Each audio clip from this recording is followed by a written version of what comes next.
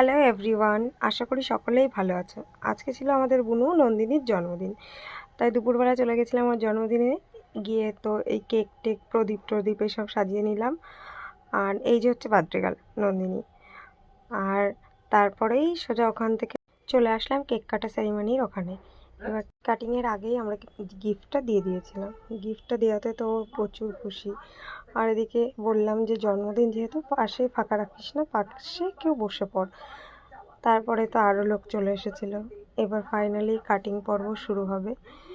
তার আগে সকলের একটু, যার জন্মদিন তার থেকে বেশি পাশের লোক বেশি এক্সাইটেড। এখন ফাইনালি আরও লোক চলে এসেছে। এদিকে আমাদের পেঁচিগুড়ির কাণ্ড। তারপরে বুনুর দিদা বুনুকে আশীর্বাদ করছিল, এবং সাথে আরও যে ছোট ভাই বোনরা ছিল ওরাও কেন বাকি যাবে, ওদেরও সাথে সাথে আশীর্বাদ করে দিচ্ছিল। আর সবাই ফাইনালি মোটামুটি আজকে দিনটা ভালোই লাগছিল, হাসি মজায় কাটলো। এবার ফাইনালি পায়েস, যেটা জন্মদিনের মেন আকর্ষণ এবং সবথেকে স্যাটিসফাইড ডিশ যেটা বলা হয়। বিহান তো পায়েসের দিকে তাকিয়েছিল, কিন্তু এভাবে তাকিয়েই ছিল, ও তো কিছু খায় না এগুলো। যাই বলো, জন্মদিন কিন্তু ছোটোবেলাতেই ভালো লাগতো। জানি না, আমার তো এখন জন্মদিন একটুও ভালো লাগে না। তবে এই যে ছোটোদের জন্মদিনগুলো এখনও ভালো লাগে। আর এই যে আমাদের ছোট্ট পুচকে ভাই, যেও কিনা জন্মদিনে এসেছিল, ও তো জন্মদিন দেখে তো খুব এক্সাইটেড ছিল। আর ফোনের দিকে যে কিভাবে তাকিয়ে, happy birthday to you, happy birthday to you, happy birthday dear Nandini, happy birthday to you. দাও দাও দি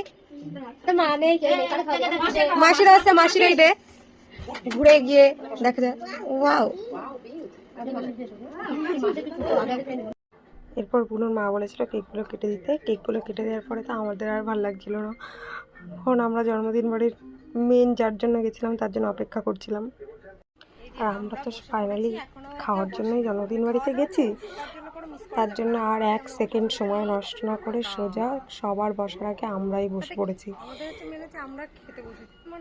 আমরা বসতে না বসতেই আরও সবাই দেখে চলে এসেছে। তারপরে আর কি, সোজা বার্থডে গার্ল ওই যে ও বসে পড়েছে। এবার ফাইনালি খাবার দাবার দেওয়া চালু হয়েছে। অপেক্ষা অপেক্ষা অপেক্ষা। তারপর কিছু সময় অপেক্ষার পর ফাইনালি চলে আসলো কেক। কেকের পর চলে আসলো রাইস এবং চিকেন কষা। চিকেন কষাটা দিয়ে সুন্দর করে খাওয়া দাওয়া করার পর আমরা চলে গেছিলাম। আমরা যে গিফটটা দিয়েছিলাম ওরা দেখে